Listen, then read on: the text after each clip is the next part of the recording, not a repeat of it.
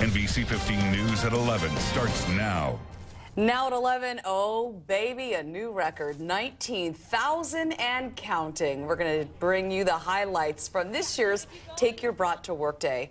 And we're going to tell you what to expect throughout the weekend at Bratfest. Plus some advice to help keep you safe on the roads as you make your way to your Memorial Day destinations. And a crack in the case, the latest on the manhunt for the man accused of killing a prominent Washington couple and their child.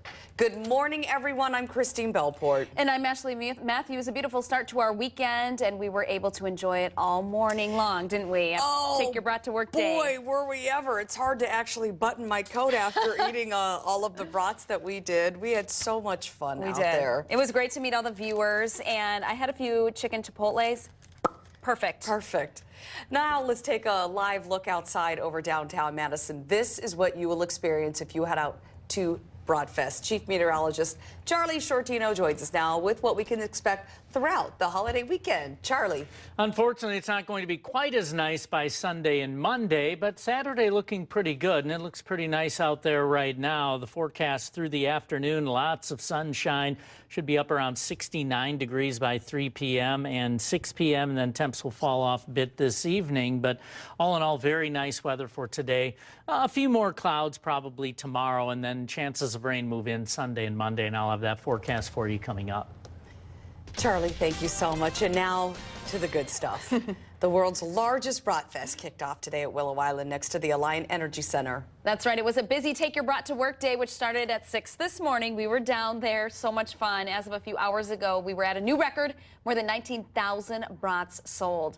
Bratfest will continue all weekend and wraps up on Monday. Since 1983, Bratfest has sold more than 3.5 million brats to help raise almost $1.5 million to benefit more than 100 local charities. A lot of numbers in that last couple of sentences, but the bottom line is it stays local.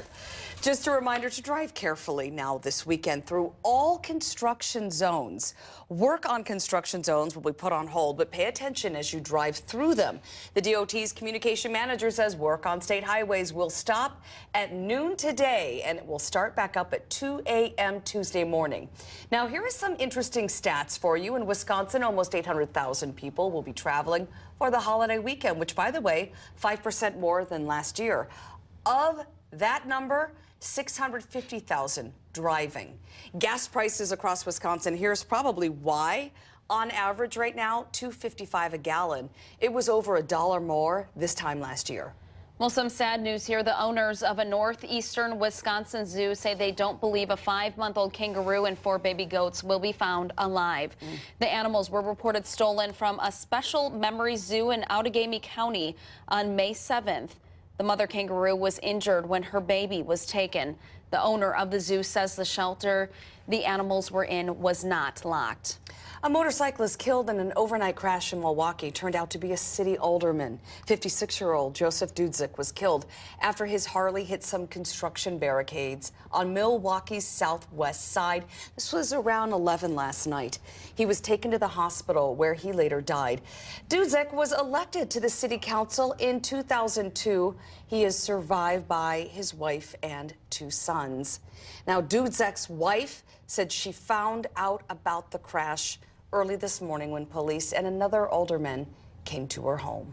A Stoughton man was arrested early this morning for his 7th OWI. Police in Janesville say just after 2:30, Jonathan Seeliger was seen driving erratically with expired registration tags. Officers say the 35-year-old admitted to using marijuana, and some marijuana was found on Seeliger.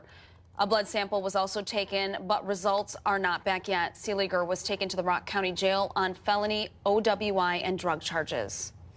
The man authorities believe killed a prominent Washington couple. Their son and a housekeeper is now in custody. The suspect and 5 others were arrested last night following a pursuit that took authorities from Washington, D.C. to New York and back. CNN's Joe Johns reports. We were able to take him down and arrest him. Breaking overnight, the multi-state manhunt is over.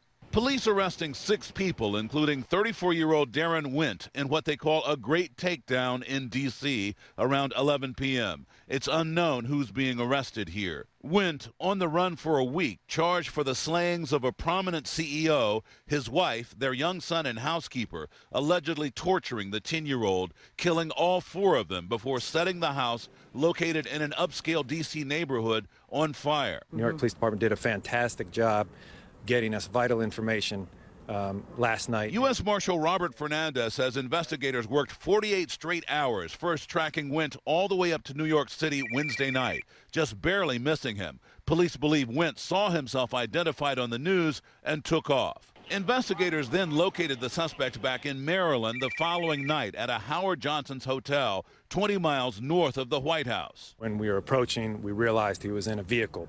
They started going northbound on Route 1. We followed him for about 4 or 5 miles. The task force, including 20 vehicles and a county helicopter, tailing 2 vehicles, a sedan where Wint was identified in the back seat, the small moving truck, sources told CNN affiliate WJLA. A large amount of cash was found inside. Police arresting a total of 4 men and 2 women. They're the most amazing investigators I've ever seen. It's incredible what these guys are capable of doing. 46-year-old Savas Savopoulos was the president and CEO of American Ironworks, a multi-million-dollar building materials manufacturer. Wint once worked for that same company and, according to one source, allegedly stole $40,000 that was delivered to the home before setting it afire. Well, the family released a statement about the arrest on Friday saying, quote, "While it does not abate our pain, we hope that it begins to restore a sense of calm and security to our neighborhood and to our city." The Norwegian cruise ship that ran aground off the coast of Bermuda returned to Boston today. The cruise ship carrying nearly 3,500 passengers and crew hit a reef on Tuesday. The ship was stuck for more than 6 hours until the rising tide helped push it back into deeper water. A temporary malfunction in the steering system had forced it off course as the ship departed Bermuda. There are no reports of any injuries. 2 women united by a rare medical condition called HELP syndrome are sharing their stories in the hopes that it might save another mother or unborn baby. NBC's Brittany Glasser explains their stories have 2 very different outcomes, one in life and one in death. It was just 2 short years ago when Naomi Thibodeau's youngest child, Eden, was a tiny baby in the neonatal intensive care unit, born a month early via emergency C-section. He said, "Something's not right, but we need to take her. It will kill you if we keep her inside of you." Naomi had been diagnosed with gestational diabetes at 6 months, but was controlling that well. It wasn't until she went into early labor that her doctor confirmed a combination of serious problems. Your red blood count is decreasing, liver enzymes are elevated, and your platelets are diminishing. She was healthy and beautiful. Naomi doesn't have any memory of Eden's emergency delivery, one that almost took her life. I just looked at her and said, "Is she mine?" Because I didn't remember anything. I didn't remember labor. I didn't remember pretty much anything. Rita Cruz's daughter, Katie Cruz Harrell, is also a HELP survivor, but tragically, her condition was identified too late at a 29-week appointment when Katie was feeling terribly ill. He did an exam and an ultrasound, and they found that the baby no longer had a heartbeat. Katie had known something was seriously wrong, but the range of symptoms from right shoulder pain to abdominal pain and facial swelling didn't get confirmed as one diagnosis, HELP syndrome, until it was too late. When Katie's parents got to the hospital for baby Griffin's delivery, they were shocked at what they saw. My husband almost collapsed when we walked into the room. Her face was terribly swollen. Her eyes were swollen. Her liver was in failure. Her kidneys were in failure. Katie survived, but has had to live with the painful loss of a deeply loved baby. She wants her experience and Naomi's to register with other expectant moms about when to seek help for help. I might not have Eden if I wouldn't have took precaution and got worried and went to the doctor. I could have been in the same situation. Now, the physical signs of HELP syndrome are headache, nausea, abdominal and upper right side pain, shoulder pain, vision problems, and swelling.